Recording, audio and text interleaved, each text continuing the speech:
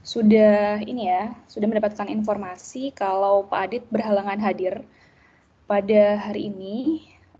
Jadi nanti akan saya gantikan selama 2 jam ke depan. Nah, baik, sebelumnya perkenalkan dulu. Nama saya Afifah. Oke. Nama saya Afifah dan saya teman kuliahnya Pak Adit, begitu ya. Jadi hari ini nanti mungkin akan bersama saya selama 2 jam ke depan untuk membahas materi yang sudah saya tampilkan di layar. Nah, sebelumnya suara saya apakah terdengar atau belum? Sudah cukup jelaskah? Belum salah. Sudah cukup jelas, Bu. Oke, baik, Bu. terima kasih. Sebelumnya terima kasih banyak Ibu waktunya. Baik, saya juga berharap nanti teman-teman juga bisa menikmati untuk kelas hari ini dan semuanya bisa aktif untuk bisa berdiskusi dan juga nanti akan ada case-case yang akan kita selesaikan seperti itu.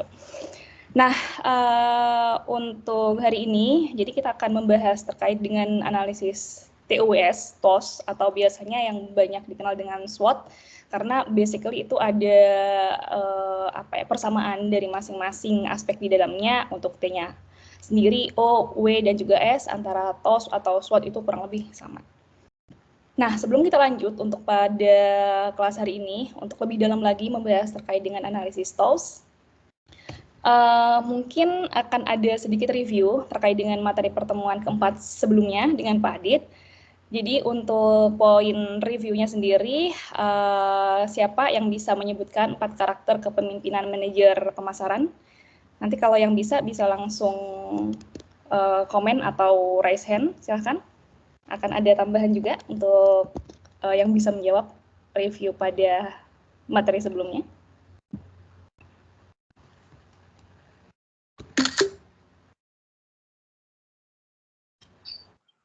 Izin menjawab, Bu.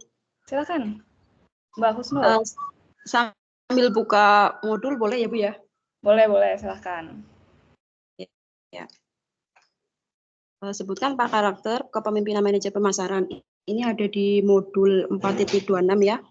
Jadi keunikan kepemimpinan dalam manajemen pemasaran dapat dilihat dari sejauh mana upaya pengembangan produk dilakukan oleh unit bisnis yang bersangkutan.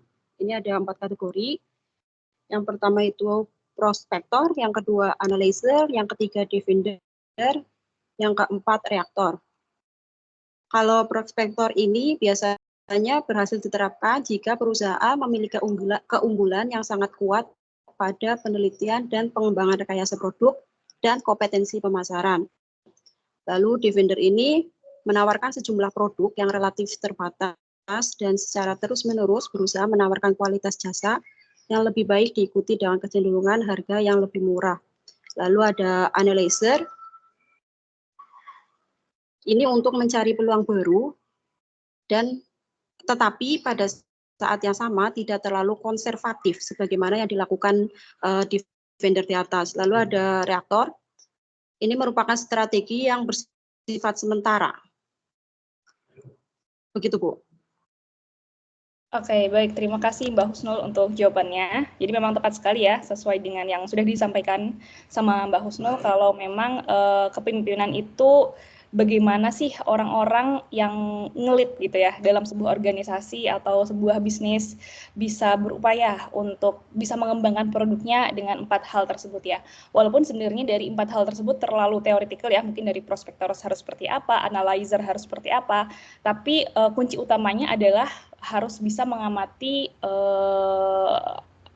bisnis sekitar atau lingkungan sekitar untuk bisa mengambil sebuah peluang ya, untuk bisa mengembangkan produknya secara lanjut. Nah, ini nanti yang akan kita pelajari karena agak mirip-mirip juga bagaimana kita bisa memanfaatkan kekuatan bisnis kita, peluang ataupun juga tantangan ya, ataupun kelemahan-kelemahan itu untuk bisa membuat sebuah strategi yang akan bisa dikembangkan ke depan. Seperti itu. Terima kasih Mbak Husnul. Nah, kita lanjut saja terkait dengan materi pada hari ini. Nah, jadi untuk analisis TOWS sendiri setelah mempelajari ini nantinya kita akan ada sesi diskusi juga, kira-kira bagaimana sih kita menganalisa trade-nya apa, O-nya apa, W-nya apa, S-nya apa. Nanti kita akan juga mempelajari asal-usul matriks ini, itu sejak kapan sih dikenal.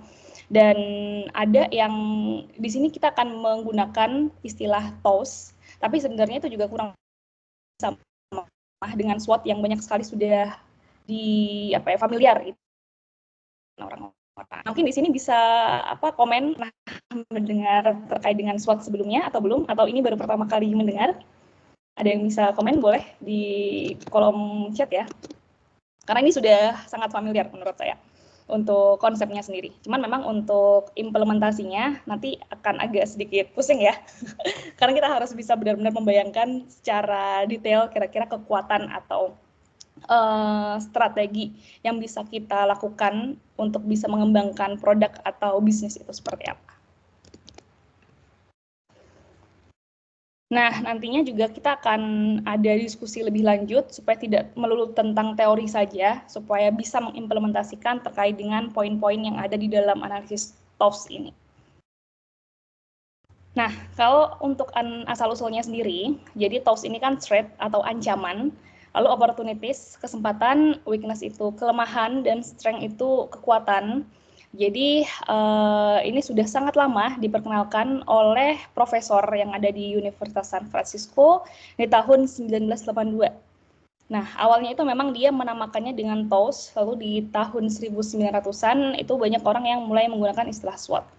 Tapi basically memang sama untuk maksudnya makna-makna dari setiap singkatannya itu, cuman perbedaannya adalah untuk TOWS yang dari internal, nanti aspek-aspek internal memang diletakkan di kuadran atas, nanti akan kita lihat juga.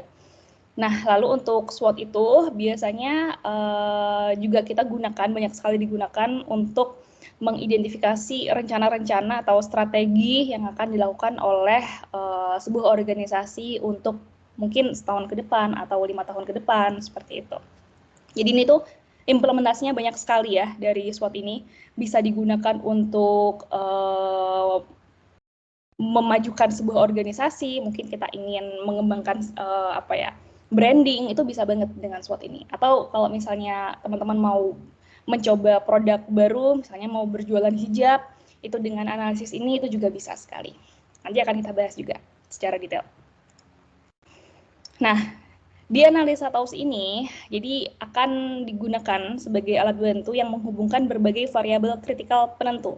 Untuk ancaman, threats, kira-kira apa aja sih yang bisa mengancam organisasi ini, kayak jahat banget ya mengancam ya, tapi kayak sebagai sebagai faktor yang mungkin bisa melemahkan posisi kita gitu. Jadi seperti contoh saya jualan hijab gitu kan, jualan hijab voal. Nah, yang menjadi ancaman itu adalah kompetitor. Ternyata banyak banget orang-orang yang memang mulai menjual hijab juga nih. Jadi kita harus bisa bersaing dengan berbagai kompetitor-kompetitor yang ada. Gimana sih kita bikin hijab yang mungkin berbeda dengan yang lain? Ataupun kalau misalnya ancaman juga bahan baku hijab yang bagus itu mahal. Jadi kita itu juga harus bisa bersaing dengan kompetitor yang lain untuk bisa mendapatkan bahan kain yang bagus, seperti itu. Nah, peluang opportunities sesimpel, kita mau jualan hijab nih. Nah, misalnya di Taiwan itu banyak banget nih mbak-mbak yang berhijab. Jadi nanti bisa kita pakai sebagai promosinya juga akan lebih mudah karena di sini kan nggak ada gitu ya toko Taiwan yang menjual hijab seperti itu. Nah, itu juga bisa digunakan sebagai peluang atau opportunities. Nah, lalu juga ada yang berasal dari lingkungan eksternal kayak seperti kelemahan, weakness. Nah, mungkin kalau di Taiwan itu kita kalau mau jualan hijab untuk kelemahannya sendiri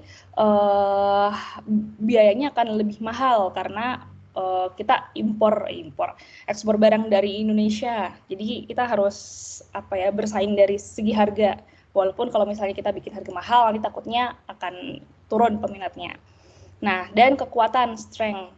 Nah, ketika kita sudah mempelajari pasar atau mempelajari branding yang ingin kita miliki, kita pastinya akan ada kekuatan tuh.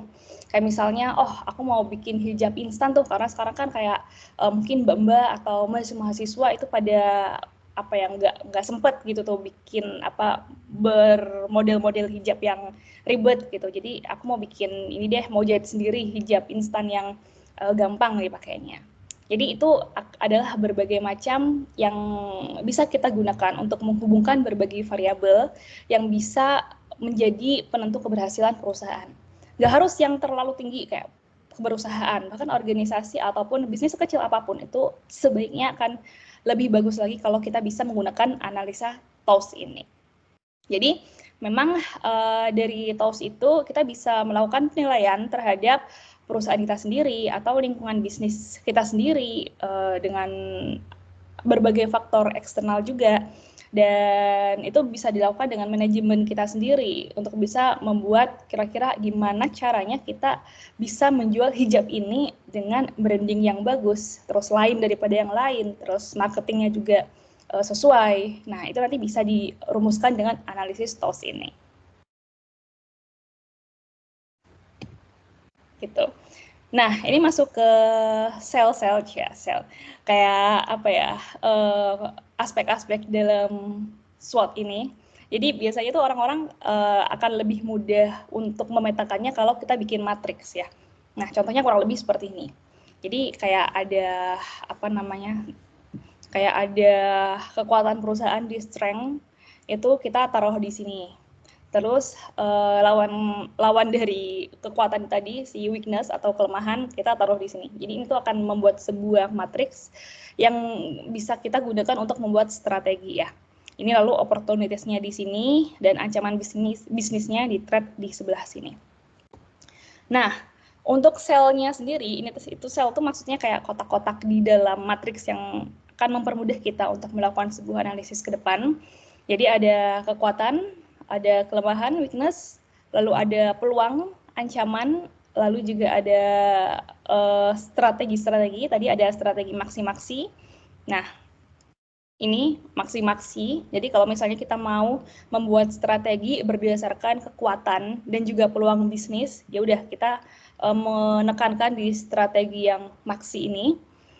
Lalu ada juga kelemahan dan juga peluang bisnis. Ini kita bisa juga membuat strategi yang namanya strategi WO, weakness opportunity. Jadi mini itu maksudnya kita consider terkait dengan kelemahan perusahaan. Nah, kalau untuk maksi ini kita menggabungkan kelemahan perusahaan ini dengan peluang bisnis yang ada. Begitu. Lalu ada juga matriks di ST, maksi mini. Jadi kita menekankan kepada strength di kekuatan perusahaan, lalu untuk ancaman bisnisnya kita juga mempertimbangkan sebagai bagian yang mininya. Jadi untuk mempertimbangkan antara kekuatan dan juga ancaman itu tadi. Lalu yang terakhir di kelemahan versus ancaman bisnis, jadi mini-mini. Jadi kita memikirkan apa ya yang menjadi kelemahan perusahaan ini, lalu juga untuk ancamannya. Jadi kita berpikir secara negatif sini ya. Jadi secara negatif kira-kira apa sih yang menjadi kelemahan perusahaan ini ataupun ancaman yang akan datang nanti. Jadi inilah yang akan kita olah untuk bisa menjadi strategi. Nah, mungkin agak bingung kalau kita tidak masuk ke contoh. Jadi coba kita menarik kembali contoh berjualan hijab di Taiwan itu ya. Nah, jadi misalnya kita udah mau berencana berjualan hijab di Taiwan. Kita cobalah untuk menjahit sendiri gitu contohnya ya. Jadi tidak mengambil barang dari Indo, coba menjahit sendiri gitu idenya. Nah, kalau misalnya kita mau pakai yang SO, strategi SO, maksi-maksi, nah kita ada punya sebuah kekuatan nih, yaitu kekuatan kita adalah kita bikin desain sendiri, kita bikin pola sendiri, kayak motif sendiri gitu, atau kita bikin model sendiri yang mungkin beda dengan yang lain ya. Jadi nggak ada kembarannya gitu kalau misalnya mau beli kerudung dari misalnya Afifah Hijab gitu. Jadi nggak ada kembarannya tuh karena itu adalah yang saya buat sendiri. Jadi itu bisa bikin sebagai kekuatan perusahaan. Itu kita ada sebuah keunikan sendiri yang kita ciptakan dari kerudung hijab itu tadi ya, Afifah Hijab. Nah, lalu peluang bisnisnya kan jadi kita sudah mempunyai kekuatan, terus kita memikirkan juga peluang bisnis. Nah, mungkin promosinya melalui live TikTok. Nah, itu bisa. Karena kan biasanya saya juga suka nontonin live TikTok gitu kan, yang mbak-mbak jualan, seperti itu. Nah, itu bisa kita jadikan sebagai peluang bisnis, karena banyak sekali tuh yang main TikTok. Atau banyak sekali acara di Taiwan itu yang kayak sering bikin bazar gitu, bazar Indonesia. Nah, itu kita bisa memanfaatkan sebagai peluang. Nah, menggabungkan antara hijab yang unik itu tadi dengan peluang bisnis, nah itu kita bisa jadikan sebagai strategi SO, strategi maksi-maksi. Nah, tapi kita juga bisa misalnya membuat strategi yang berdasarkan kelemahan perusahaan dan juga peluang bisnis. Nah, untuk kelemahannya itu tadi, kita mungkin biaya operasionalnya mahal. Jadi kita tuh hijabnya emang kayak lebih mahal gitu ya daripada hijab-hijab yang lain karena emang premium, bahannya bagus, desainnya unik, seperti itu. Nah, dari kelemahan ini, karena operasionalnya mahal, harganya mahal, tapi kita punya peluang banyak sekali bazar-bazar di Indonesia, di Taiwan, bazar-bazar yang mungkin bazar di TGM, Taipei Grand Mosque. Nah, itu tuh mungkin bisa kita manfaatkan kalau, bisnis kita, hijab kita itu untuk yang mungkin kalangan ke atas gitu kan, yang memang suka yang beli barang mahal-mahal seperti itu. Nah, itu juga bisa menjadi salah satu strategi. Jadi kita jualannya hanya untuk mungkin orang-orang yang memiliki uang lebih banyak, seperti itu ya. Nah, itu contoh kita mau merumuskan strategi WO. Nah, kita juga bisa merumuskan strategi ST, Maximini. Tadi kita sudah ada kekuatan kalau desain hijab kita tuh unik ya. Jadi motif-motifnya itu nggak ada tuh di toko-toko lain. Tapi ada ancaman bisnis. Kalau ternyata di Taiwan itu emang banyak sekali tuh ternyata, nggak kita doang yang jualan hijab, banyak sekali yang jualan hijab. Kayak ada mungkin toko hijab A, toko hijab B itu juga pada jualan hijab semua. Nah, karena banyak sekali ancaman bisnis, bukan ancaman juga ya, kayak pesaing bisnis. Jadi kita tuh harus merumuskan strategi strength dan juga threat gitu, maksimini. Jadi karena banyak sekali pesaing, tapi kita punya keunikan, ya udah berarti kita pemasarannya harus lebih kuat lagi nih. Kita harus lebih rajin konten lagi mungkin, atau lebih rajin bikin giveaway supaya orang-orang itu lebih tertarik dengan brand kita daripada brand-brand yang lain, gitu sih. Nah, kalau untuk yang strategi terakhir, itu kan ada W dan T, weakness dan threat, ancaman. Nah, dari weakness itu tadi kita sudah ada poin kalau hijab kita itu mahal, karena emang premium. Terus dipadukan dengan ancaman bisnis, udah mahal, terus pesaingnya banyak. Nah, itu tuh mungkin kita bisa bikin strategi lagi dengan banyak promosi, memberi kayak giveaway sebulan sekali hijab gratis, atau rajin datang ke forum-forum ibu-ibu gitu ya. Jadi kita tahu kalau harus diperkuat di marketingnya untuk bisa mendapatkan prospek pasar yang diinginkan. Nah, itu berbagai analisis yang kita bisa pakai dengan adanya matrik ini. Tapi nggak menutup kemungkinan juga kita mengkombinasikan berbagai aspek ya. Kita mau pakai semuanya tuh di SWOT atau di TOWS. Kita mau pakai semuanya supaya lebih bagus gitu bisnisnya. Boleh, nggak masalah. Tapi kalau misalnya itu membutuhkan waktu yang lama, better lebih baik kita mencoba matriks ini. Jadi kita eksekusi dulu strategi mana yang sekiranya paling mudah untuk dilakukan. Jadi nggak harus kita mempertimbangkan semua, bisa 2 aja. Jadi kita bisa membuat strategi yang berdasarkan 2 aspek di TOWS itu tadi. Begitu. Jadi kelihatannya gampang ya, kayak harus banyak survei juga, harus banyak mungkin interview, Mbak lebih suka kerudung yang warna apa nih? Saya mau bikin kerudung, nanti mungkin dari Mbak bisa coba diceritakan kalau yang pakai kerudung biasanya model seperti apa. Nanti saya akan pakai sebagai masukan. Nah, itu juga bisa. Nah, jadi untuk menyusun matriks ini, biasanya itu memang 4-4-nya akan digunakan Jadi di manajemen ini juga akan mendeteksi lingkungan bisnis makro, mikro yang nantinya akan memiliki pengaruh signifikan terhadap kinerja perusahaan. Nah, lingkungan bisnis ini nggak cuman melulu terkait dengan kayak kompetitor ataupun juga harga pokok, tapi bisa juga kayak tren-tren sekitar, ataupun kalau misalnya kita mau bikin bisnis hijab di Taiwan, pastinya kan akan ada kemungkinan kita akan menggunakan pengiriman barang pengiriman kain atau pengiriman bahan pokok. Nah, itu juga harus dipertimbangkan terkait dengan operasional dan lain sebagainya ya. Apakah ongkir sekarang itu naik, terus apakah ada kebijakan dari Indo ke Taiwan tuh nggak boleh mengirim apa. Nah, itu banyak sekali lingkungan-lingkungan bisnis yang nantinya ada kemungkinan untuk berpengaruh terhadap kinerja perusahaan atau bisnis. Seperti itu. Jadi, makanya untuk pilihan strategi itu juga ada banyak yang seperti sudah saya jelaskan tadi. Bisa menggunakan SO, WO, ST, dan WT, semuanya kita pertimbangkan, atau bisa salah dua ya.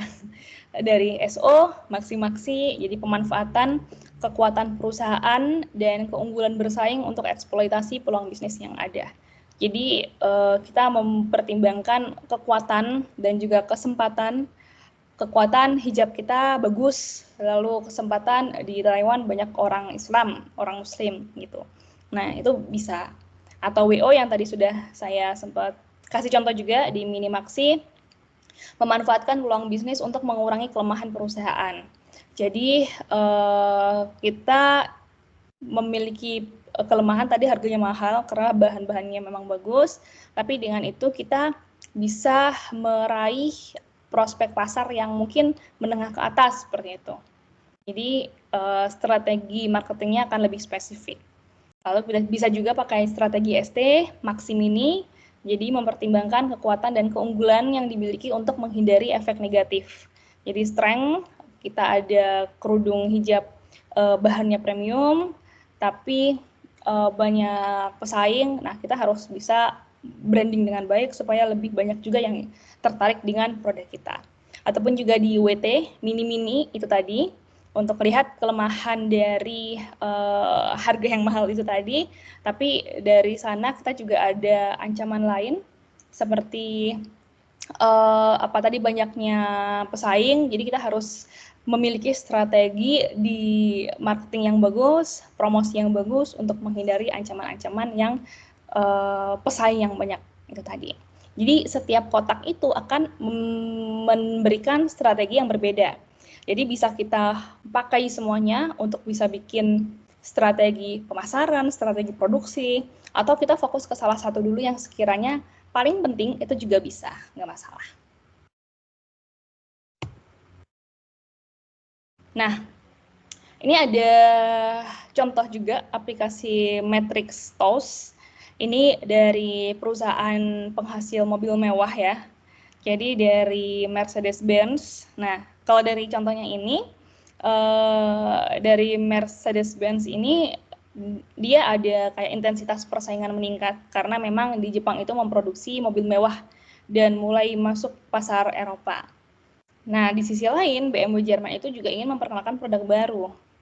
Jadi Daimler-Benz ini dia itu kayak merasa memiliki kinerja bisnis yang bagus, kayak ini strength-nya dia, kayak dia itu dekat dengan lokasi pemasok, teknologinya bagus, terus ada brand-nya sudah bagus, dan juga sudah mengeluarkan model terbaru. Nah, tapi dia itu masih belum tahu nih bagaimana strategi bisnis yang memungkinkan untuk dia bisa bersaing dengan BMW ataupun dengan perusahaan-perusahaan Jepang yang bersaing di bidang mobil mewah seperti itu. Nah, ini contoh dari persaingan mobil mewah itu tadi ya. Jadi dia kan punya kekuatan, ada posisi khas, lalu image yang mewah, model baru, lokasi, teknologi, dan rekayasa. Nah, dari kelemahannya itu, ini juga mirip dengan hijab tadi, biayanya tinggi, lalu diversifikasi, organisasi, lalu orientasi masa lalu dan baru, lamban dalam produk, lemah di Jepang. Nah, dari kekuatan perusahaan dan kelemahan perusahaan, itu juga ada faktor eksternal kayak peluang bisnis, ada kebutuhan mobil mewah. Nah, ini juga sama dengan contoh hijab tadi yang saya coba kasih. kebutuhan hijab gitu di Taiwan, terus pasar Eropa Timur, pertumbuhan di Eropa, teknologi elektronik. Nah, itu di-list aja. Di-list aja kira-kira apa sih peluangnya, apa sih kekuatannya, apa sih kelemahannya. Lalu ancamannya juga kayak menurunnya kebutuhan senjata, terus ini persaingan apa namanya kompetitor serupa BMW, Volvo, Lexus yang di Jepang juga. Jadi ketidakstabilan politik itu juga bisa masuk ke ancaman bisnis. Nah, dari ini kita bikin masing-masing strategi dengan contoh mobil mewah kayak di SO, model baru harga premium. Nah, tadi yang mirip-mirip dengan hijab ya, pengembangan model hijab baru, motif baru, dan harga premium. Terus akuisisi dan peningkatan kapasitas produk. Nah, ini juga masuk ke proses marketing itu tadi.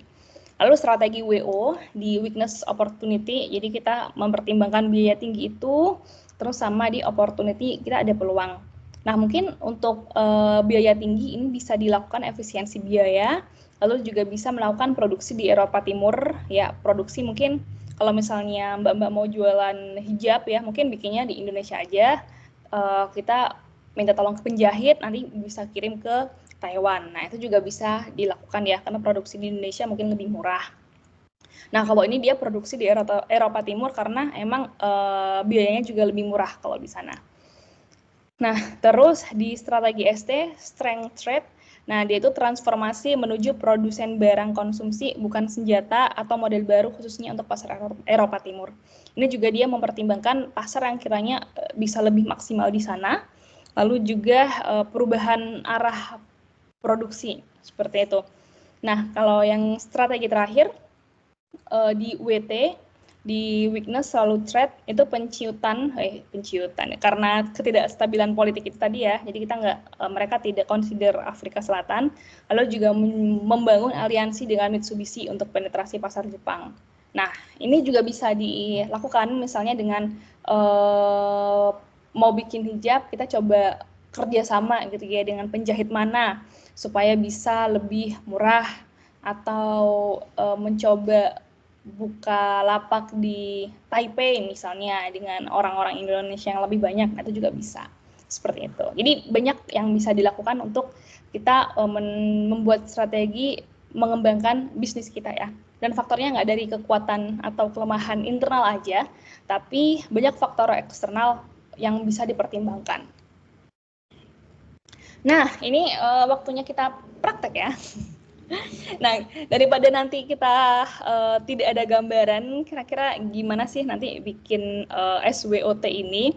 Jadi nanti aku akan ngasih waktu sebentar, mungkin ada 10 menit aja, nggak terlalu lama, untuk bisa membuat matriks SWOT, SWOT-nya aja.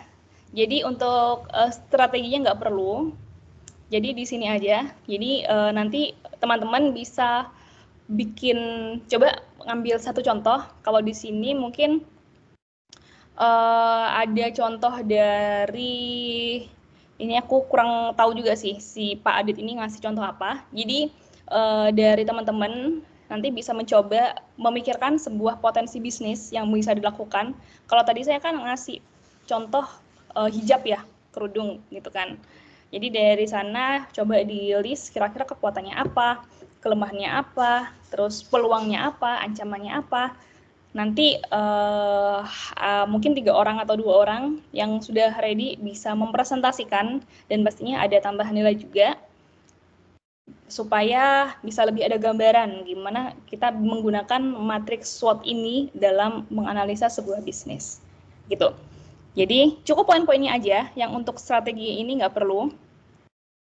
Nah, cukup poin-poinnya aja, kayak kekuatannya apa, kelemahannya apa, peluangnya apa, ancamannya apa, itu aja. Jadi nggak usah terlalu lengkap gitu ya. Nah, ini mungkin aku kasih contoh yang ini aja kali ya.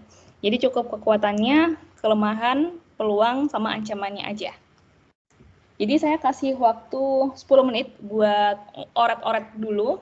Nanti setelah 10 menit kita coba siapa yang mau menyampaikan idenya, silahkan, dan pastinya ada tambahan nilai. Seperti itu. Oke, kita jam 11.44, nanti 11.54 ya. Saya akan mulai kembali, terus siapa nanti yang mau menyampaikan idenya, silahkan.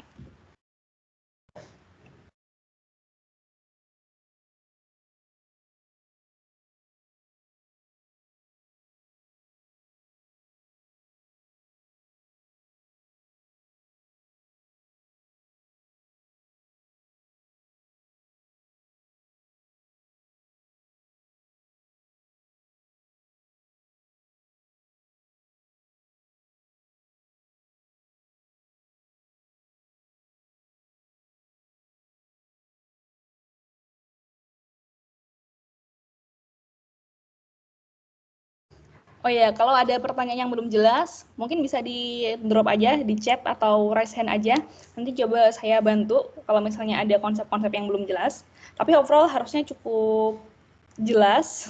Nanti kalau misalnya ada yang kurang sesuai, kita diskusikan ya. Jadi nggak perlu khawatir salah, dicoba aja menuliskan SWOT-nya, nanti akan kita diskusikan setelah 10 menit.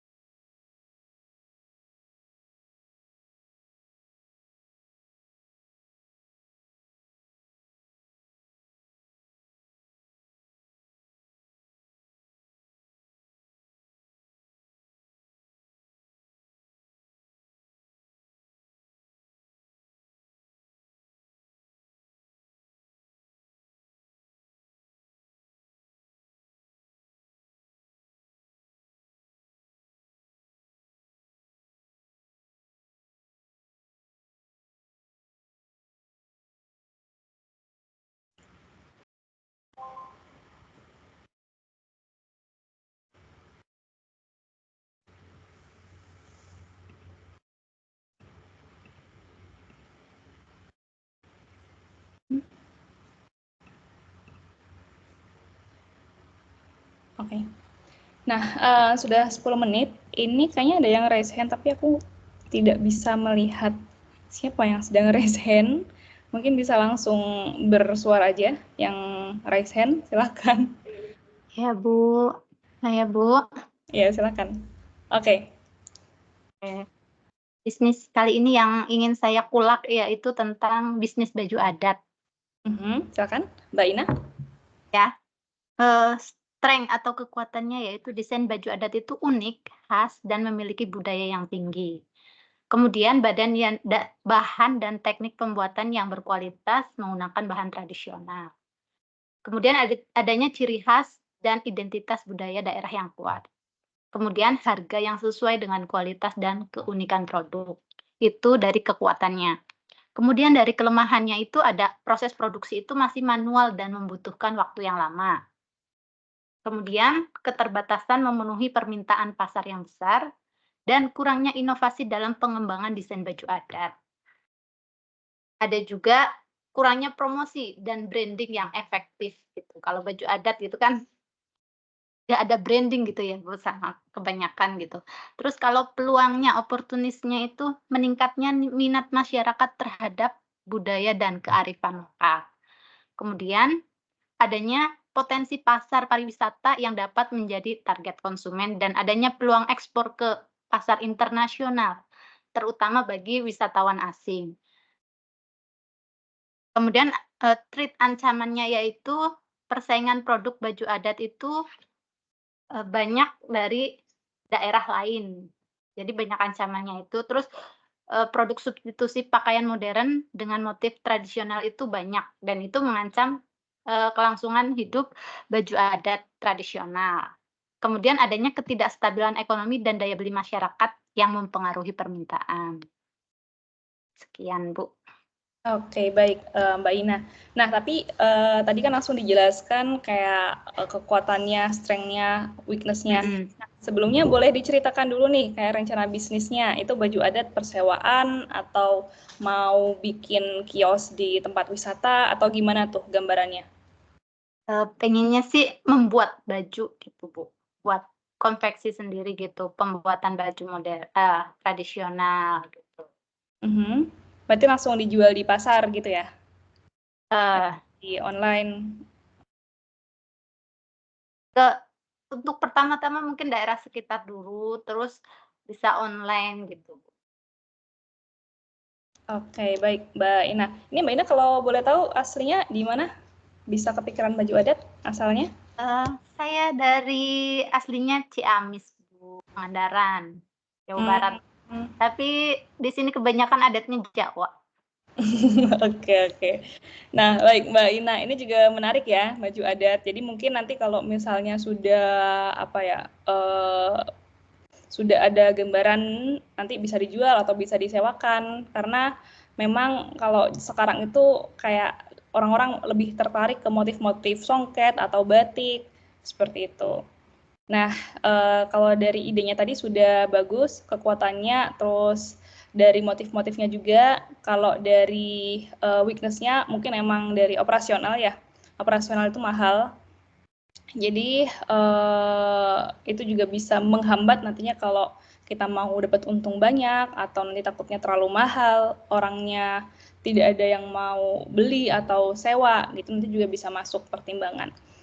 Nah, sudah cukup detail untuk Mbak Ina. Lalu dari poin-poin yang lain juga sudah disebutkan sesuai gitu ya.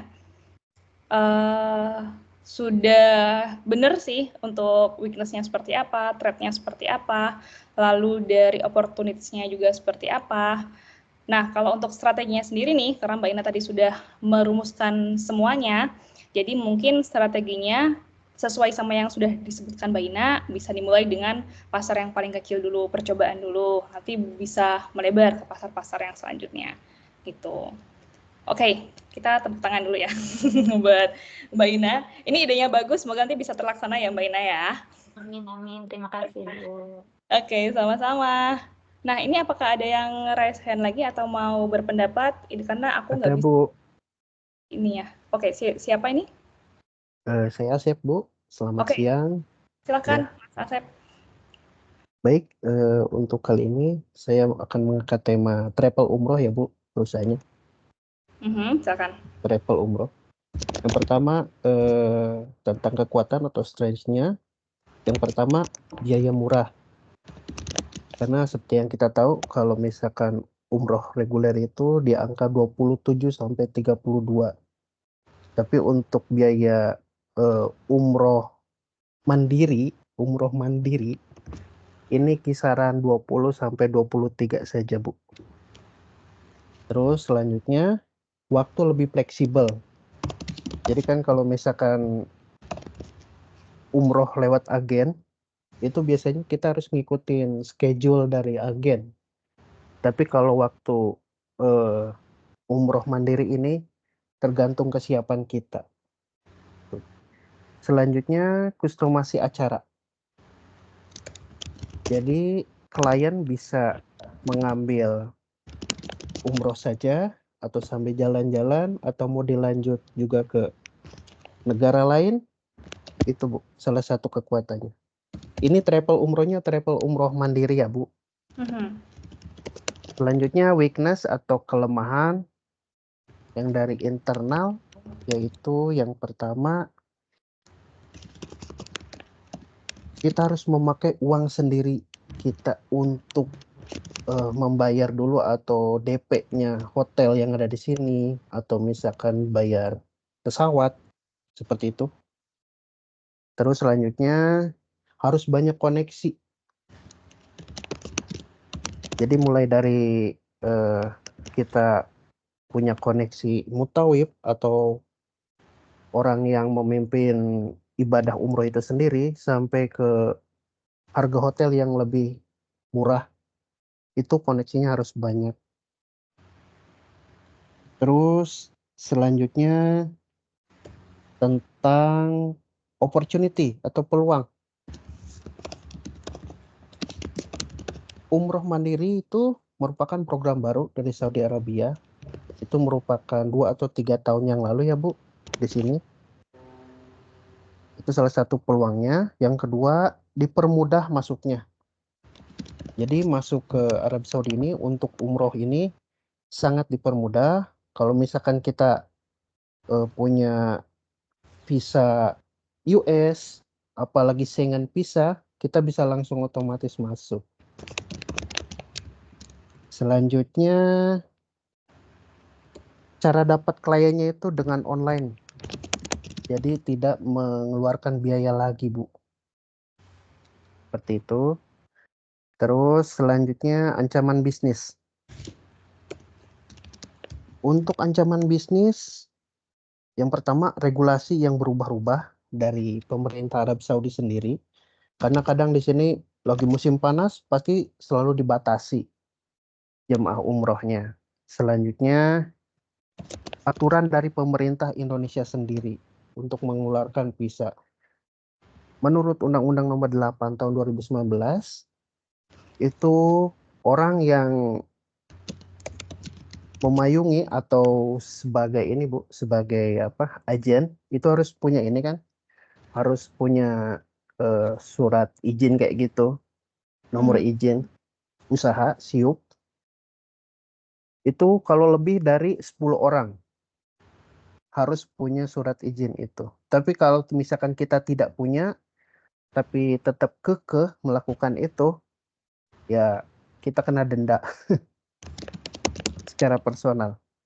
Terus selanjutnya ancaman bisnisnya itu penyakit menular dan tidak fitnya klien kita pada waktu hari H. Seperti itu, Bu. Terima kasih. Oke, baik Mas Asep untuk travel umrohnya ya. Ini menarik karena beberapa akhir ini di Taiwan juga sering aku terima informasi-informasi umroh dari Taiwan. Jadi cukup menarik juga buat aku. Nah, tadi kekuatannya juga sudah disebutkan, biaya murah, terus waktunya fleksibel, terus acaranya bisa disesuaikan begitu ya, mungkin sesuai budget atau sesuai dengan kebutuhan mereka. Weakness-nya juga sudah betul, harus banyak harus DP sendiri, bayar sendiri. harus banyak koneksi.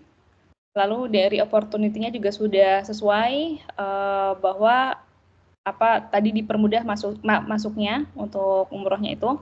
Nah, mungkin kalau opportunity ini nanti Mas Asep bisa dipertimbangkan juga kira-kira pasarnya siapa tuh. Karena kalau umroh murah itu kan pastinya kita ada pasar spesifik ya. Jadi mungkin mahasiswa atau para pekerja yang pengen umroh, yang mungkin tabungannya belum banyak gitu kan. Oh ya Nah, Bu, untuk opportunity ini saya bagi ke dalam 3 level. Level marketing yang pertama itu yang ekonomis, terus menengah, dan yang ketiga yang PIP Bu. Kalau yang PIP plus lah di sininya. Sambil ada iya. Jadi Oke. diversifikasinya sudah ada. Oke, siap. Nah, kalau gitu kan bisa lebih jelas gitu kan, kita bisa masuk ke peluang yang mana tuh, apakah orang-orang yang pas-pasan atau yang emang harus bisa nyicil atau yang yang bisa bayar hotel murah banget gitu. Kalau yang bagus-bagus belum mampu, nanti juga harus dipertimbangkan gitu ya. Jadi kita bisa jelas bahwa kita itu masuk ke bisnis yang di mana gitu, yang peluangnya lebih kuat. Nah, tadi ancaman juga sudah bagus, dari regulasinya berubah, lalu undang-undangnya juga sampai hafal ya dijelaskan, tadi mungkin sempat searching dulu. Itu sih.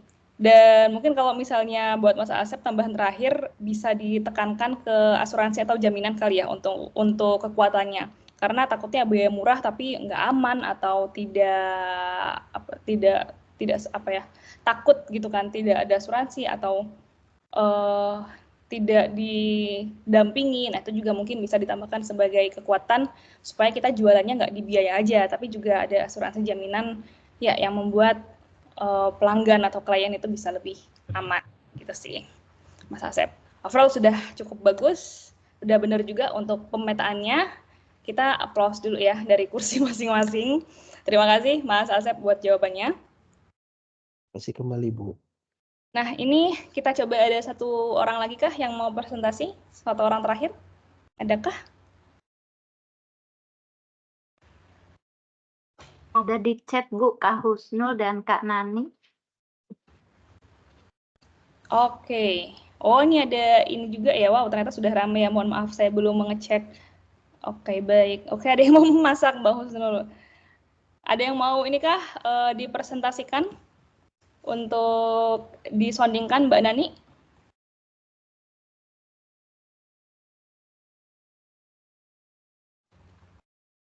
Kalau dari Mbak Nani ini barang bekas. Jadi kekuatannya modalnya sedikit. Ini barang bekasnya diapakan, Mbak Nani? Menjualnya sulit, persaingan tidak ketat, peluang menjanjikan. Kalau Mbak Nani bisa open mic, bisa dijelaskan ya. Kalau untuk Mbak Husnul ini, oke, di frozen food. Frozen food, kekuatannya sudah berkualitas tinggi. Oke, variasi banyak, kemudahan penyimpanan, pengolahan, kemasan menarik. Wah, ini banyak sekali. Kelemahannya bahan baku yang berkualitas tinggi, biaya tinggi, persaingan ketat. Oke.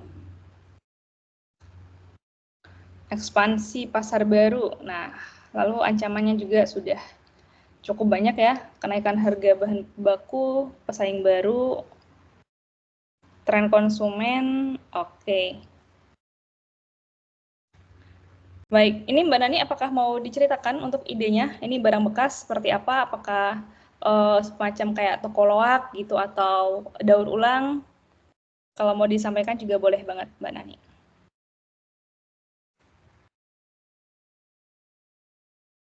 Ada lagi kah yang mau menceritakan idenya? Kita tunggu sampai 1 menit.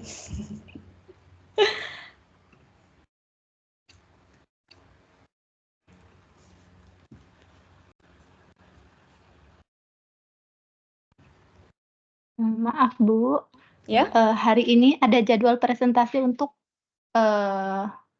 modul ke-6 dari kelompok berapa ya ini? Ya, terima kasih.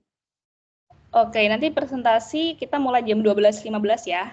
Jadi kalau mau ada yang ngasih ide lagi, silahkan. Kalau tidak ada, nanti kita langsung mulai presentasinya.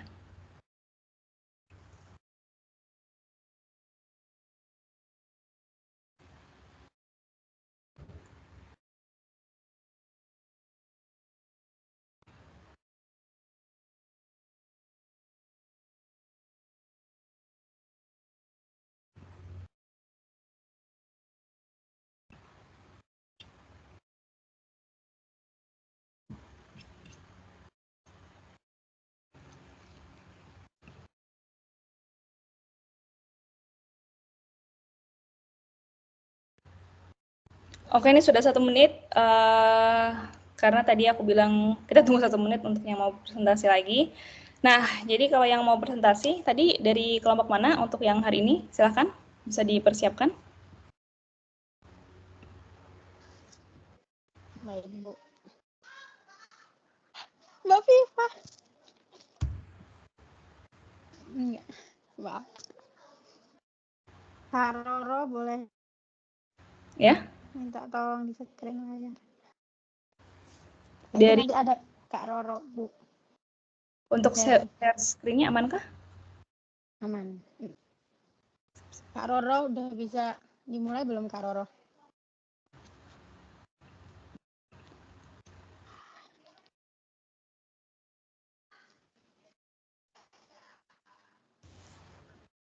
Oke.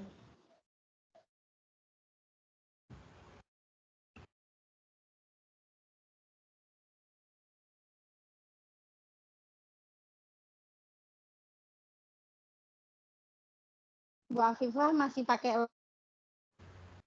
yang itu, udah ganti, Bu. Lainnya. Saya kenal Ibu Afifah deh.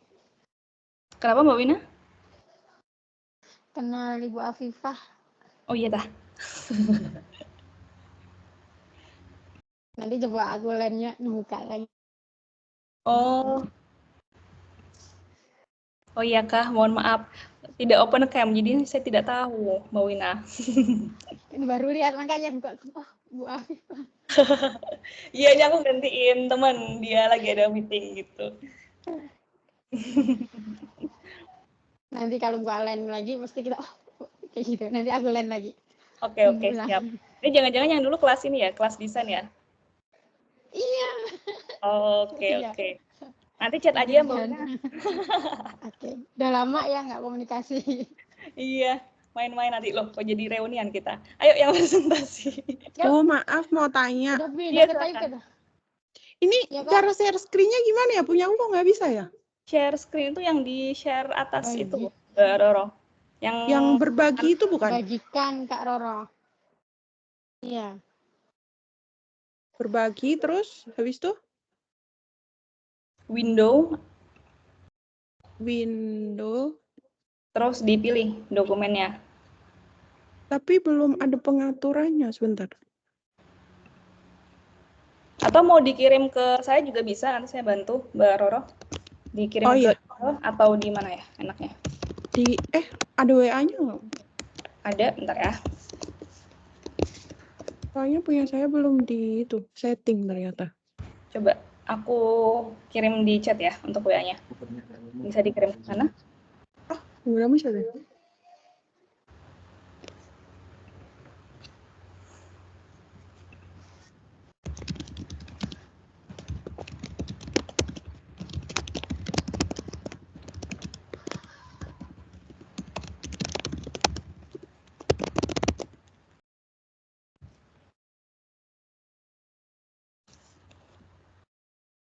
Mbak Afifah udah pindah ke Taipei dah? Aku di Kilung. Masih di Taipei. Ada reunian jadinya di sini. Tidak apa-apa ya, Mbak-mbak dan mas-mas. Iya. Kan aku kaget tadi buka kamar tuh. Mbak Afifah. Mbak Wina ini yang di mana ya? Di Taipei? Tamse dulu itu. Tapi kan sekarang udah pindah. Di mana? Pindah di ini. Tongsang. Yang dulu itu pasiennya meninggal, Mbak. Oh.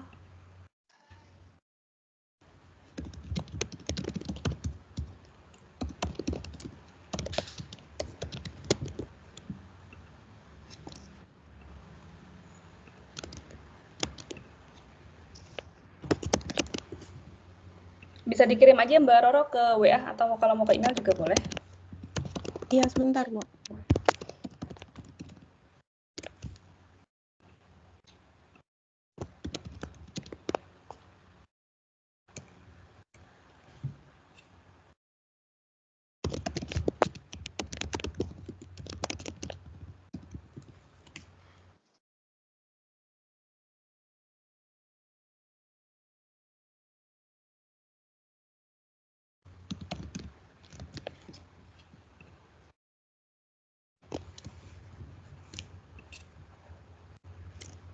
Udah bisa belum Kak Roro?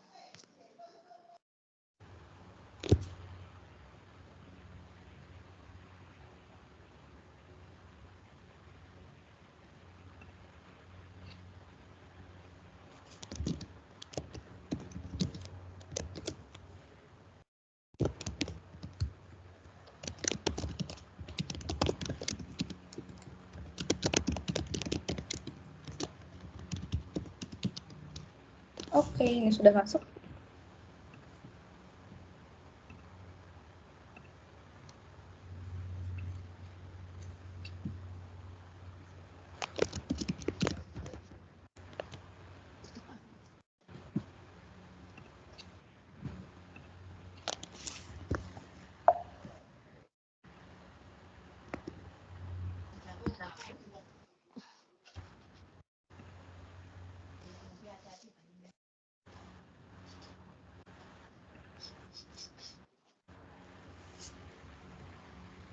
Sudah kelihatankah Mbak Roro? Sudah Bu. Sudah Bu, sudah. Oke, silahkan. Baik. Bismillahirrahmanirrahim. Assalamualaikum warahmatullahi wabarakatuh.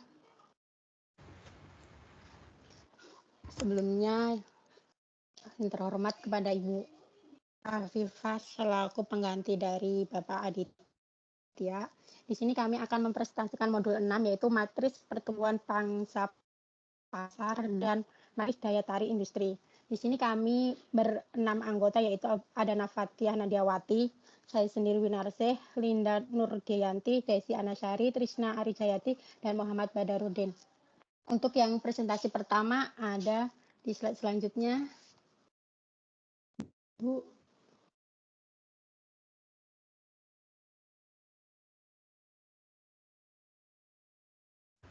Mohon maaf, suaranya bisa iya, kecil. A. Asal-usul MP3. Kecil. Pertumbuhan pangsa. Karena di sini Kak Nafatia nggak bisa presentasi secara langsung, dia memakai audio, Bu. Mungkin bisa di-replay audionya. Oke. Terkemuka di Amerika Serikat. Bruce Henderson pada tahun 1970 secara eksplisit menguraikan tentang MP3 dalam tulisan tersebut. MP3 dengan 2 sumbu pertumbuhan pasar dan pangsa pasar, dan 4 sel. Sebentar, suaranya saya ulangi lagi ya. Sel dengan simbol. Yes.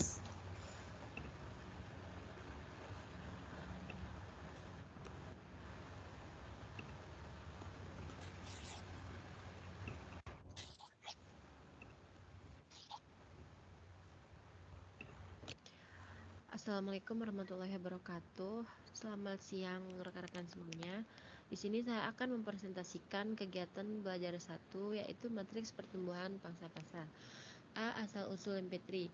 Matriks pertumbuhan pangsa pasar diperkenalkan pertama kali oleh Boston Consulting Group, salah satu perusahaan konsultan bisnis terkemuka di Amerika Serikat.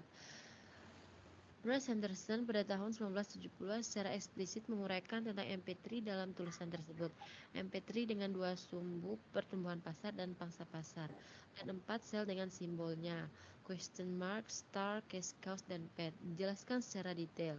Tidak hanya itu, orientasi optimalisasi aliran kas, arah perjalanan portofolio bisnis yang sukses dan gagal juga diuraikan. Sumber daya harus dialokasikan pada unit bisnis yang memiliki keunggulan posisi bersaing yang menghasilkan atau menjanjikan pendapat real yang tinggi sekarang dan masa depan. Lebih penting lagi, kini strategi diversifikasi kembali memperoleh tempat yang terhormat. B. Pengertian MP3. MP3 didesain sebagai alat bantu manajemen untuk membangun perusahaan sehat dan tumbuh berkelanjutan. Yang dimaksudkan sehat dalam konteks ini adalah perusahaan yang memiliki portofolio bisnis atau produk yang berada dalam pasar dengan tingkat pertumbuhan berbeda, sekaligus memiliki pangsa pasar dengan tingkat penguasaan juga berbeda-beda. 1970 B35. MP3 pada mulanya didesain untuk melihat posisi portofolio unit bisnis yang diperlukan oleh manajemen pada tingkat kekuatan korporat. Dengan demikian, posisi pasar yang tergambar disusun sesuai dengan karakteristik pasar yang melekat pada masing-masing unit usaha strategik atau U2S. Dalam perkembangannya, kemudian alat analisis ini juga sering digunakan untuk melihat bukan saja portofolio bisnis, tetapi juga portofolio produk D1985. Dalam operasionalisasinya, MP3 memiliki 2 sumbu dan terdiri dari 4 sel. Kedua sumbu tersebut adalah sumbu vertikal dan sumbu horizontal. Sumbu vertikal menggambarkan tingkat pertumbuhan pasar atau market growth rate yang merupakan proksi daya tarik industri. Sumbu horizontal menggambarkan besarnya pangsa pasar relatif atau relative market share yang dimiliki oleh masing-masing unit usaha strategis. Bentuk MP3 dapat dilihat pada gambar 6.1.1 berikut ini. Sel pertama yang terletak di sudut kanan atas diberi simbol tanda tanya.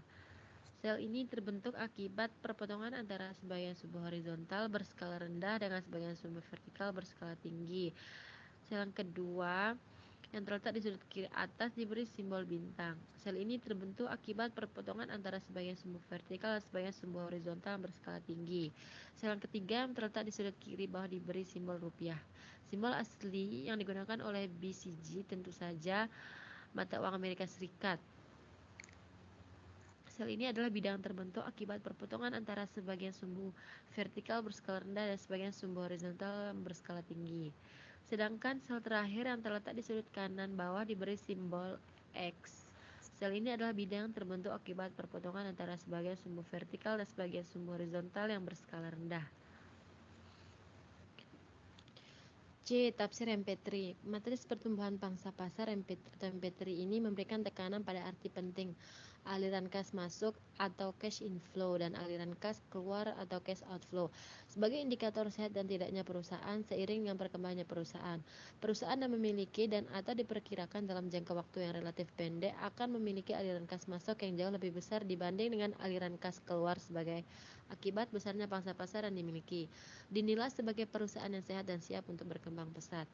Demikian pula sebaliknya, jika perusahaan memiliki dan atau diperkirakan dalam waktu yang relatif pendek akan memiliki aliran kas keluar yang lebih besar dibanding dengan aliran kas masuk, maka perusahaan tersebut dinilai tidak memiliki peluang pertumbuhan dan bahkan siap melakukan divestasi. Paling tidak perusahaan tersebut dapat dinilai dalam keadaan sedang sakit. Di samping itu, matriks ini secara tidak langsung juga memberikan tekanan pada pentingnya keseimbangan aliran kas antar unit usaha strategik atau U2S. Unit usaha strategik yang mampu menghasilkan aliran kas masuk amat besar, jauh lebih banyak dibanding dengan kebutuhan kas untuk investasi. Hendaknya sisa aliran kas masuk tersebut digunakan untuk membantu mengembangkan unit usaha strategik lain yang memiliki potensi untuk berkembang. Gambar 6.12 pergerakan unit usaha strategis.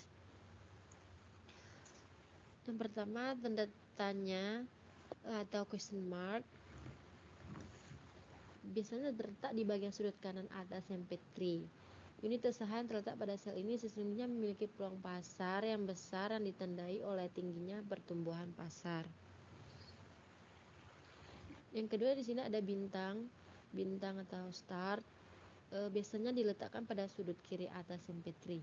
Unit usaha strategis yang terletak pada sel ini dapat ditafsirkan sebagai unit usaha yang memiliki peluang bisnis yang besar karena beroperasi pada pasar yang sedang tumbuh. Dan yang ketiga yaitu rupiah.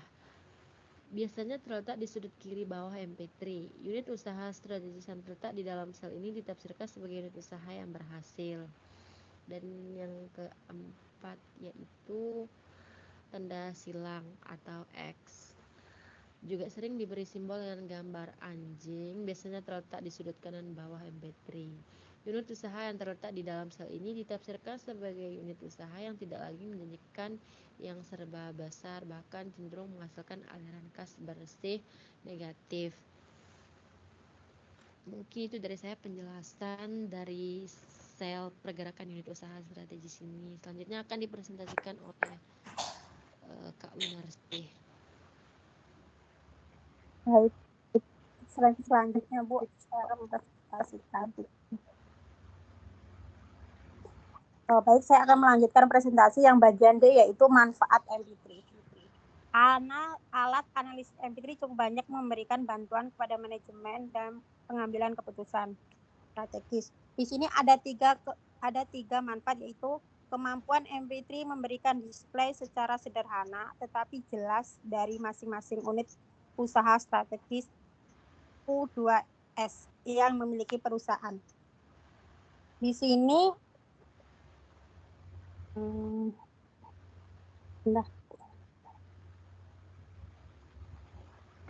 manajemen diharapkan dengan cepat dan seksama mampu menganalisis peluang bisnis dan potensi yang dimiliki oleh masing-masing unit usaha.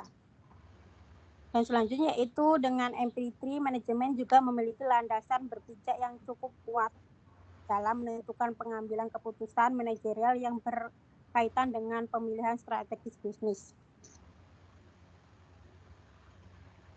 Yang terakhir yaitu MP3 juga membantu manajemen dalam mengambil keputusan pengelolaan sumber daya dan dana. Selanjutnya, pengukuran pertumbuhan pasar. Tingkat pertumbuhan pasar yang diletakkan sebagai sumber vertikal dalam MP3 digunakan sebagai satu-satunya indikator daya tarik industri yang mencerminkan tinggi rendahnya peluang bisnis yang tersedia. Tingkat pertumbuhan pasar diukur dengan menggunakan data historis dengan melihat tingkat penjualan industri masa lalu agar dapat mengelimir pengaruh inflasi dan kenaikan harga barang. Disesuaikan menggunakan ukuran unit barang yang terjual bukan jumlah rupiah yang diterima. Secara sederhana dapat dihitung dengan menggunakan formula berikut. Tingkat pertumbuhan pangsa tahun atau N sama dengan volume penjualan industri tahun N dikurang volume penjualan industri tahun N-1 per volume penjualan industri tahun N ditambah dengan volume penjualan industri tahun N-1 kurang yaitu 2 dikali 100. Jika hendak menggunakan rata-rata pertimbang, maka formula tersebut perlu disesuaikan sehingga tampak sebagai berikut. Tingkat pertumbuhan pasar tahun N sama dengan volume penjualan industrial tahun N dikurang dengan volume penjualan industrial tahun N-1 per volume penjualan industri tahun N-1 dikali 100. Semakin tinggi nilai tingkat pertumbuhan pasar yang didapat, semakin tinggi pula peluang bisnis yang ada di pasar. Jika pasar tumbuh, maka prinsip zero sum game tidak berlaku. Pembesarannya satu perusahaan tertentu hingga harus diikuti oleh pengecilnya perusahaan yang lain. Selanjutnya, Bu, pembagian F.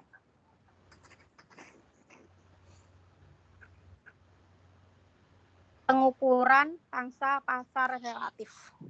Kekuatan atau kelemahan perusahaan dalam MP3 diukur dengan tinggi rendahnya pangsa pasar relatif yang dimiliki perusahaan. Pangsa pasar relatif adalah perbandingan antara besarnya volume penjualan yang dikuasai perusahaan tertentu dengan volume penjualan yang dikuasai pesaing pokoknya atau utama. Besarnya pangsa pasar relatif berwujud angka mutlak dan persentase. Di dalam formula besarnya pangsa pasar relatif dihitung sebagai berikut. Pangsa pasar relatif tahun sama dengan volume penjualan perusahaan tahun per volume penjualan pesaing pokok tahun per. Di sini dikalinya nggak ada, Bu, di gambar kali berapanya. Oke, kalau di modul? Sama juga. Tapi ada keterangan. Jika besarnya pangsa pasar relatif lebih besar dibanding satu, yang berarti volume penjualan perusahaan lebih besar dibanding dengan volume penjualan pesaing pokok, maka perusahaan tersebut dinilai memiliki keunggulan, tidak peduli berapa besarnya pangsa pasar yang dimiliki.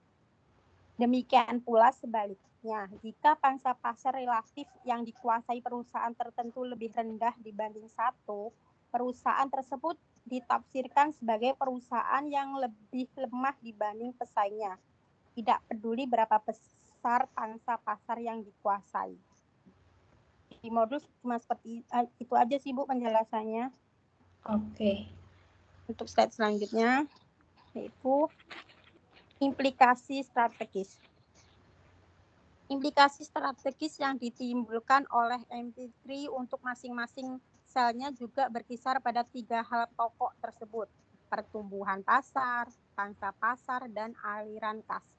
Secara sederhana, implikasi strategis yang ditimbul oleh metrik BCG dapat dilihat pada gambar tabel 6.1, yaitu strategi bisnis yang diseyogiakan untuk unit usaha strategis U2S yang terletak pada sel bersimbol tanda tanya adalah mengembangkan pangsa pasar yang telah dimiliki, karena pangsa pasar yang dimiliki masih lebih rendah dibanding pangsa pasar yang dimiliki oleh pesaing pokoknya.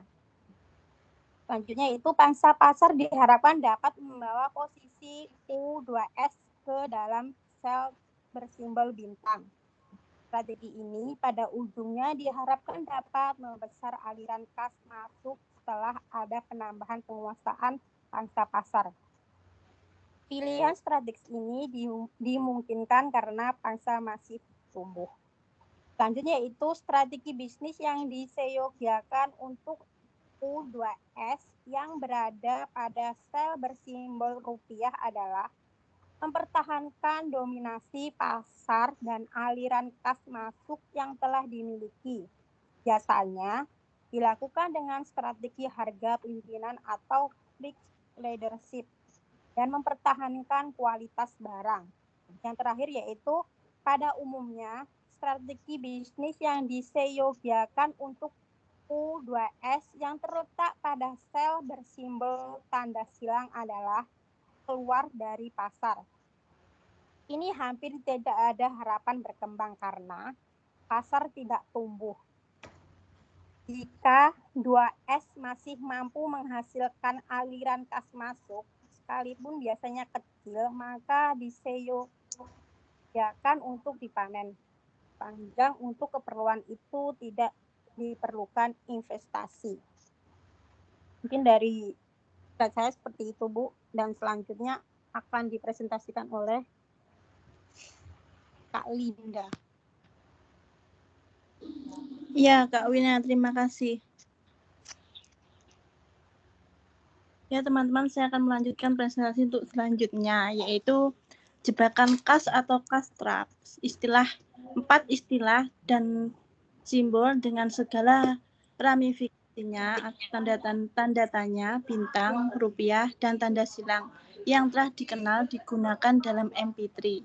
Henderson tahun 1972 sampai 2557 juga memperkenalkan istilah lain, jebakan kas atau cash traps. Istilah ini digunakan untuk memperjelas apa yang selama ini menjadi posisi teorik MP3, yakni hanya perusahaan yang memiliki penguasaan pangsa pasar yang tinggi, sekitar 2 kali lebih besar dari pesaing terbesarnya, yang dapat memetik aliran kas masuk yang memadai.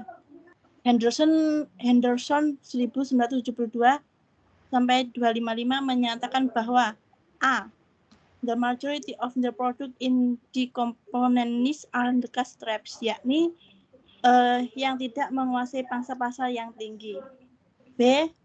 Real cash trap will just because the one is in never recognized out, yang artinya berada pada pasar yang tumbuh justru lebih berbahaya dan memerlukan pengelolaan yang lebih cermat karena membutuhkan masukan kas yang jauh lebih besar.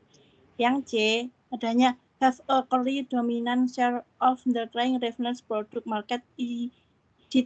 Sesungguhnya penghasilan kas masuk hanya berasal dari amat sedikit produk dan yang D, the majority of the product in the average company must be cash traps. This means that a majority of the product in the average company are not only orders but a perpetual drain on corporate records. Yang artinya sekalipun itu mungkin hanya pedoman kasar, tetapi ia lebih jauh menegaskan bahwa usaha untuk memiliki pangsa pasar lebih dari itu justru tidak diperlukan karena insentif ekonomi yang tersedia tidak lagi memadai.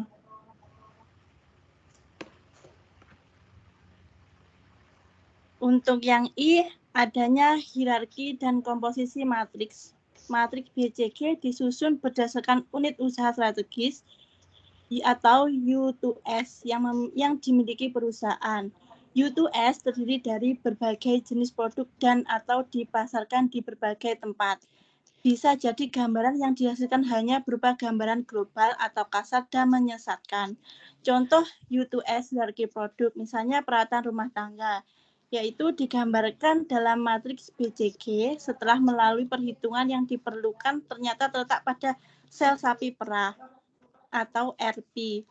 Dan selanjutnya didinginkan gambar yang lebih jauh. Gambar baru dapat disusun berdasarkan hierarki produk yang ada dalam US2, terdiri dari 3 jenis produk, yakni binatu, mesin pencuci piring, dan tengku microwave.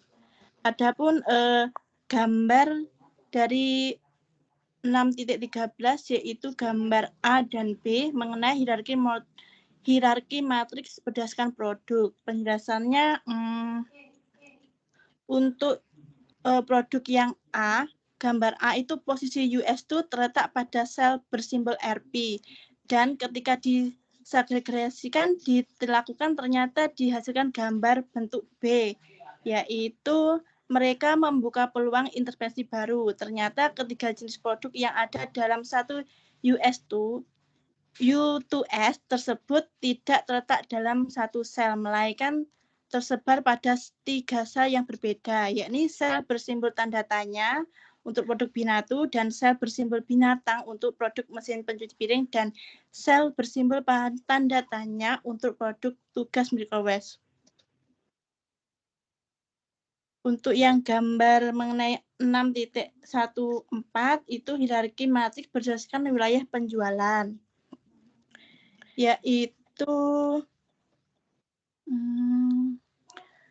berdasarkan wilayah pemasaran di U2S. Jika satu U2S dipasarkan di banyak wilayah, maka gambar yang lebih detail disusun berdasarkan data-data yang tersedia untuk masing-masing wilayah penjualan. Gambar untuk prosedur regresi misalnya ternyata pada satu U2S yang dijual pada 4 wilayah penjualan. Satu U2S yang pada gambar awal terletak pada simbol bintang dan dilakukan delegasi tidak terletak pada 4 sel yang berada pada gambar B, yaitu terhadap matriks BCG juga dapat dibuat dengan cara membuat matriks pembantuan. Dan gambar perusahaan memiliki 5 buah. Untuk selanjutnya yang C, kritik matriks BCG. Kritik matriks BCG dikenal amat luas sebagai alat bantu analisis perusahaan dan konsultasi, tidak memiliki kelemahan. Matriks BCG cukup kenyang menerima kritik, misalnya di hari DAI 1985 sampai 149 sampai 54, Hak dan Majluf 1984 sampai 145 sampai 50, Horover dan Skandal sampai juga tahun 1978 dibagi 69 sampai 100, Mixed Name, dan tahun 1985 142 sampai 5, More, dan 2001 sampai 223. Selanjutnya matriks BCG juga dianggap berlebih dalam memberikan tekanan pada keseimbangan aliran kas antara unit usaha strategis yang dimiliki perusahaan. Dikenal konsep internal breeding finance, memiliki keseimbangan aliran kas selalu dalam keadaan aman dan terkesan amat konservatif, kurang mengindahkan semangat kewirausahaan, pertumbuhan merebut merebut peluang pasar perlu didahulukan. Dengan kata lain, keputusan investasi kadang kala perlu mendapatkan prioritas yang lebih penting dibandingkan menjaga keseimbangan aliran kas. Nah, selanjutnya pertumbuhan pasar, kompleksitas lingkungan bisnis, makro dan industri hanya diukur oleh satu variabel saja. Pangsa pasar relatif yaitu kekuatan dan kelemahan perusahaan juga hanya diukur dengan satu indikator saja, yaitu proses pengukuran ini dinilai distortif, yaitu terlalu menyederhanakan persoalan. Kapital intensif itu investasi yang diperlukan tidak berupa investasi yang pada modal. Sedangkan barriers to entry yaitu halangan memasuki pasar yang tinggi.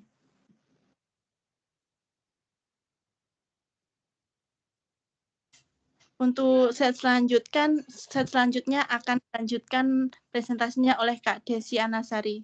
Kak Desi, silahkan. Oh, untuk Kak Desi, karena Kak Desinya lagi di luar sama majikan, Bu, jadi pakai audio.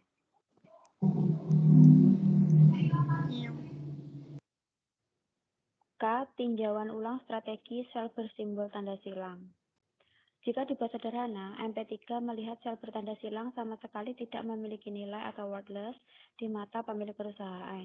Implikasinya, unit usaha atau produk tersebut hanya memiliki pilihan untuk menggunakan strategi dipanen atau dilikuidasi. Sebagai contohnya, bisa dibaca di modul halaman 6.30 sampai dengan 6.31. Unit usaha bersimbol anjing dan sapi merah. Penelitian kedua tentang sampel sebanyak 1028 perusahaan yang terdiri dari 114 perusahaan termasuk dalam kategori bintang, 181 perusahaan termasuk dalam kategori tanda tanya, 315 perusahaan termasuk dalam kategori sapi perah, dan sisanya sebanyak 418 perusahaan termasuk dalam kategori sel tanda silang. Secara umum, hasil empiris penelitian tersebut mengkonfirmasi apa yang dihipotesiskan oleh MP3, bahwa perusahaan-perusahaan yang terletak dalam keempat sel yang berbeda dalam matriks tersebut memiliki kecenderungan yang berbeda dalam mengkonsumsi dan menghasilkan kas, menurut Hambrick. Dan untuk penelitian ketiga, dalam penelitiannya, pada produk industri, Hambrick memiliki sampel sebanyak 1028 perusahaan yang terdiri dari 114 perusahaan, termasuk dalam kategori bintang, 181 perusahaan termasuk dalam kategori tanda tanya, 315 perusahaan termasuk dalam kategori sapi perah, dan sisanya sebanyak 418 perusahaan termasuk dalam kategori sel tanda silang. Secara umum, hasil empiris penelitian tersebut mengkonfirmasi apa yang dihipotesiskan oleh MP3, bahwa perusahaan-perusahaan yang terletak dalam keempat sel yang berbeda dalam matriks tersebut memiliki kecenderungan yang berbeda dalam mengkonsumsi dan menghasilkan kas, menurut Hambrick.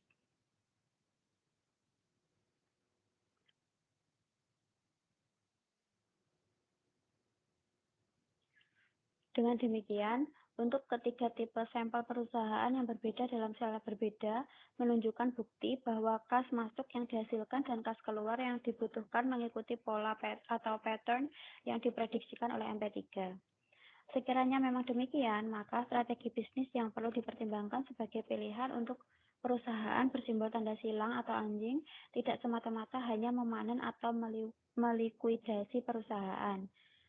Peneliti dan praktisi selayaknya harus sudah memulai mencari berbagai kemungkinan strategi lain yang lebih positif dan kreatif untuk perusahaan bersimbol tanda silang.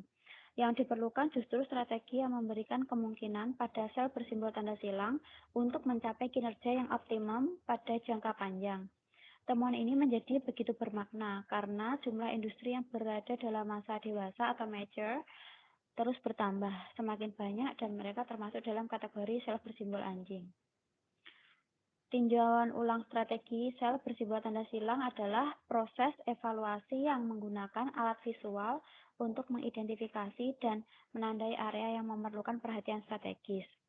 Ini membantu perusahaan dalam mengalokasikan sumber daya secara lebih efektif dan memastikan bahwa mereka dapat merespons perusahaan dapat merespon perubahan dalam lingkungan bisnis dengan tepat.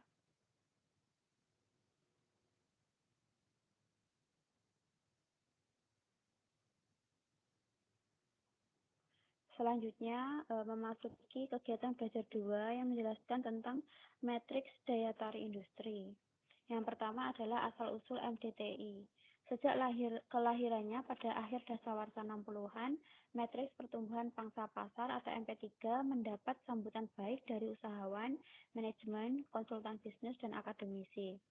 Bahkan, matriks tersebut hanya memerlukan waktu yang relatif pendek untuk dikenal dan digunakan sebagai salah satu teknik penentuan posisi perusahaan di pasar dan alat penentu kombinasi pilihan strategi bisnis. Salah satu perusahaan yang tertarik dan bersikap kritis pada matriks tersebut adalah GE atau General Electric. GE menilai bahwa matriks tersebut sangat sederhana dan mudah diterapkan. Pada awal dasawarsa ke-70-an, GE bersama konsultan bisnis McKinsey & Co berusaha menemukan matriks baru sebagai pengembangan MP3. Matriks baru ini dikenal dengan sebutan matriks daya tarik industri atau The Industry Activeness Business Strength Matrix atau disebut juga sebagai matriks J. McKinsey.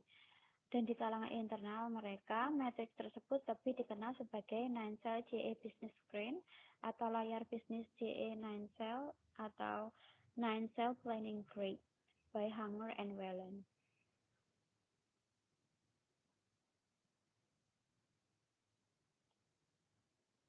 Selanjutnya adalah pengertian dari MDTI. Matriks daya tarik industri atau Industry Attractiveness Matrix adalah alat analisis strategis yang digunakan untuk mengevaluasi daya tarik relatif dari berbagai industri atau segmen industri.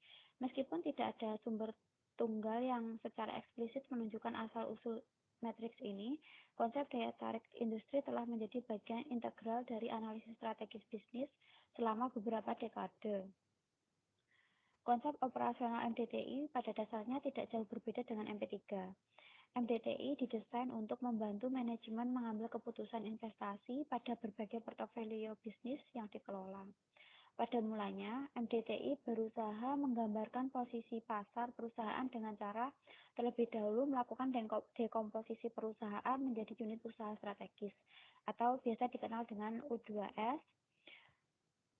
Jika perusahaan hanya memiliki satu unit usaha, proses dekomposisi ke dalam unit usaha tidak perlu dilakukan. Tidak berbeda dengan MP3, MDTI juga memiliki dua sumbu vertikal dan sumbu horizontal.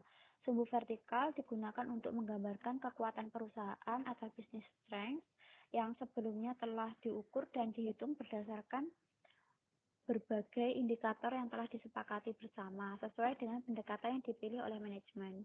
Sedangkan sumbu horizontal menggambarkan tentang ancaman dan peluang bisnis yang berasal dari berbagai indikator yang ada dalam lingkungan bisnis.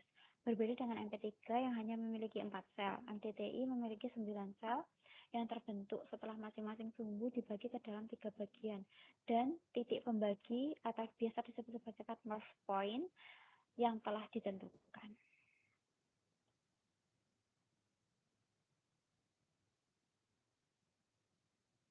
Untuk slide selanjutnya ada Kak Trisna Arijayati juga nggak bisa presentasi secara langsung, Bu. Dia juga pakai audio.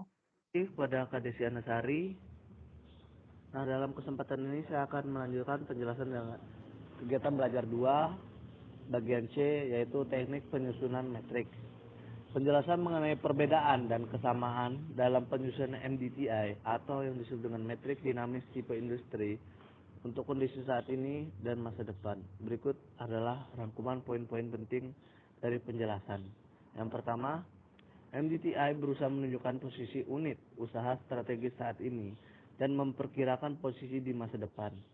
Yang kedua, untuk menentukan posisi unit usaha saat ini, manajemen harus mengidentifikasi dan menilai variabel internal dan eksternal yang mempengaruhi peluang bisnis dan kekuatan perusahaan. Yang ketiga, untuk memperkirakan posisi unit usaha di masa depan, manajemen harus melakukan perakiraan dan penilaian terhadap variabel internal dan eksternal yang diperkirakan akan menjadi penentu. Yang keempat, perbedaan utama antara penyusunan MDTI untuk saat ini dan masa depan adalah pada dimensi waktu. Ada identifikasi variabel diperlukan untuk kondisi saat ini dan prediksi atau perakiraan variabel diperlukan untuk kondisi masa depan. Nomor 5, secara umum tidak ada perbedaan signifikan antara penyusunan MDTI untuk saat ini dan masa depan.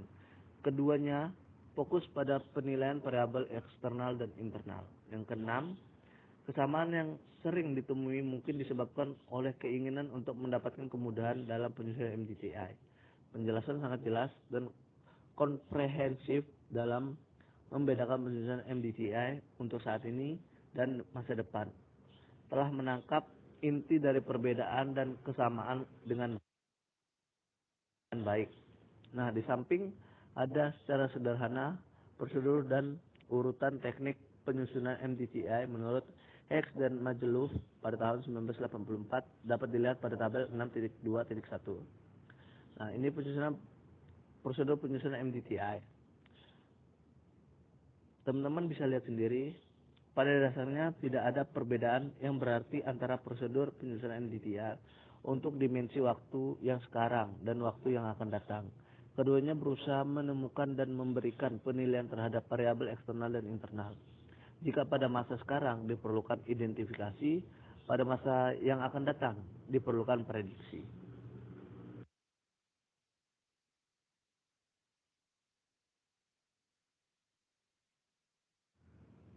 Terima kasih kepada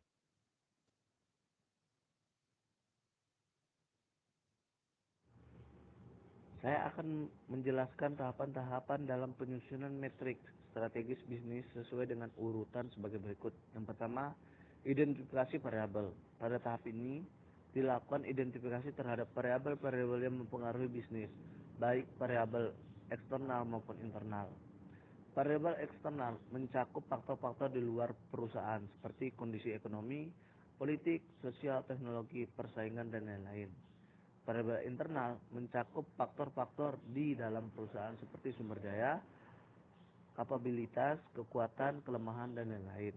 Yang kedua, ada penilaian variabel eksternal. Pada tahap ini, variabel eksternal yang telah diidentifikasi dinilai berdasarkan tingkat kepentingan dan dampaknya terhadap bisnis. Penilaian ini dilakukan untuk mengetahui seberapa besar pengaruh faktor-faktor eksternal terhadap bisnis. Yang ketiga, penilaian variabel internal. Pada tahap ini, variabel internal yang telah diidentifikasi dinilai berdasarkan tingkat kepentingan dan pengaruhnya terhadap bisnis. Penilaian ini dilakukan untuk mengetahui kekuatan dan kelemahan internal perusahaan. Yang keempat, penentu posisi bisnis. Pada tahap ini, hasil penilaian variabel eksternal dan internal diintegrasikan untuk menentukan posisi bisnis saat ini. Posisi bisnis dapat digambarkan dalam matriks, misalnya matriks SWOT, strength, weakness, opportunity, dan threats. Yang kelima, ada prediksi variabel eksternal dan internal. Pada tahap ini dilakukan perakiraan atau prediksi terhadap perkembangan variabel eksternal dan internal di masa depan. Perakiraan ini dilakukan untuk memperkirakan kondisi bisnis di masa mendatang. Yang keenam, ada perakiraan kecenderungan variabel eksternal. Pada tahap ini dilakukan analisis terhadap kecenderungan atau tren dari variabel eksternal yang telah diprediksikan sebelumnya. Analisis ini bertujuan untuk memperkirakan arah dan dampak variabel eksternal terhadap bisnis. Yang ketujuh, perakiraan nilai variabel internal. Pada tahap ini dilakukan analisis terhadap nilai atau kondisi variabel internal yang telah diprediksi sebelumnya. Analisis ini bertujuan untuk memperkirakan kekuatan dan kelemahan internal perusahaan di masa depan. Yang ke-8, perakiraan posisi bisnis. Pada tahap ini hasil perakiraan variabel eksternal dan internal diintegrasikan untuk memperkirakan posisi bisnis di masa mendatang. Perakiraan posisi bisnis ini dapat digunakan sebagai dasar untuk menyusun strategi bisnis yang tepat. Terima kasih. Itu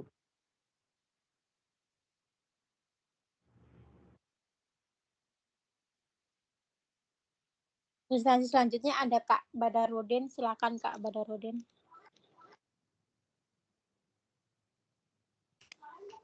Ya, bisa terdengar.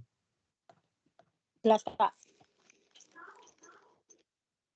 Oke, saya Muhammad Badurudin. Saya akan melanjutkan presentasi selanjutnya, yaitu D. Implikasi strategis.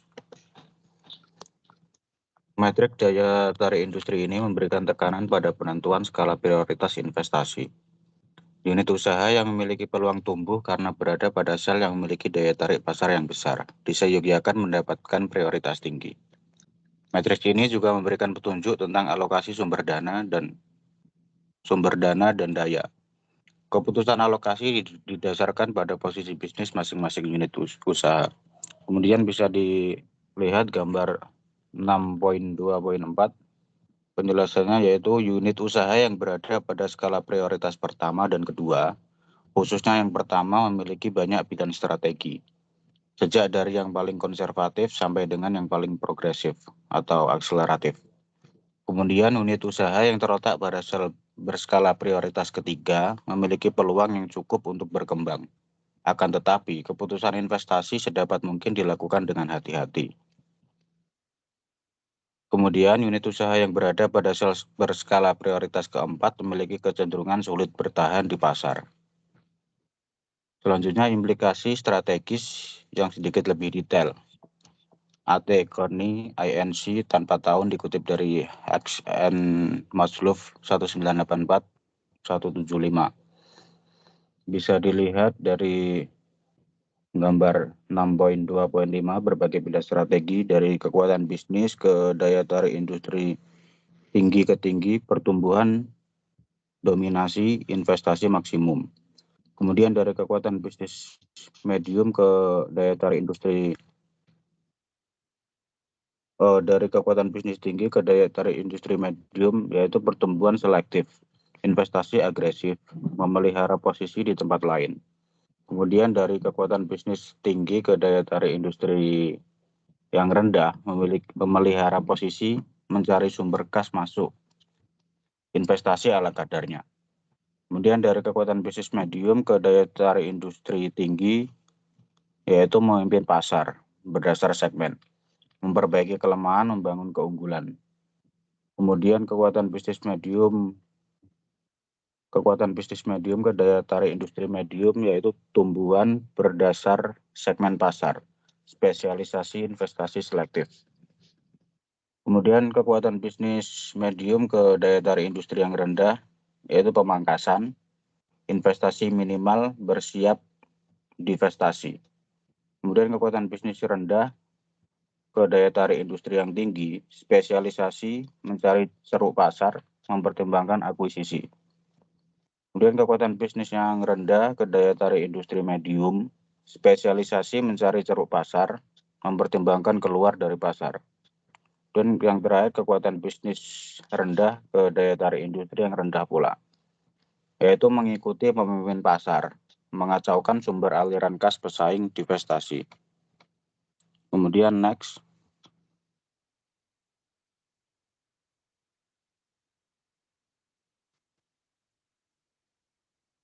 Lanjut Bu, slide selanjutnya yang E. Yaitu E, dekomposisi dan matriks pembantu. Teknik dekomposisi metrik digunakan membuat metrik berjenjang atau hierarkis, yang pada dasarnya merupakan matriks pembantu yang diperlukan guna memperoleh gambaran posisi unit usaha secara lebih jelas. Konsep ini dan proses penyusunan sama dengan apa yang digunakan pada metrik PCG. Dekomposisi metrik dapat dilakukan berdasar wilayah penjualan, jenis produk yang dihasilkan, dan berbagai indikator keuangan yang lain. Misalnya, besarnya volume penjualan, harta kekayaan yang dioperasikan, laba yang diperoleh, dan lain-lain.